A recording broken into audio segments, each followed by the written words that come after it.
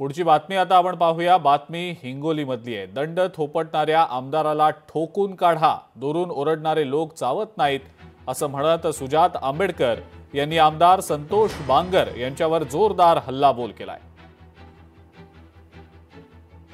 अजूनही आपल्या कळमनुरीमध्ये एक चांगलं हॉस्पिटल उभं केलं नाही। जिल्हा परिषदेच्या शाळा ठिकठिकाणी बंद पडतायत आणि ह्या परिस्थितीमध्ये आपले आमदार काय करतात?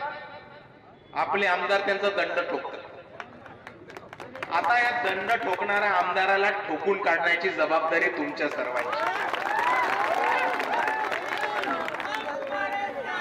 एकदा नडून तरी बघा, एकदा नडून तरी बघा। लांबन ओरडणारी लोक असतात, ती चावत नाहीत, लक्षात ठेवा।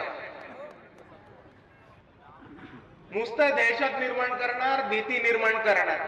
तुम्ही एकदा खेटलात आमदाराला की तो बरोबर पळी घरी जाऊन बसणार, हे लक्षात ठेवा। लोकशाही मराठी ऐका, पहा, जागरूक रहा।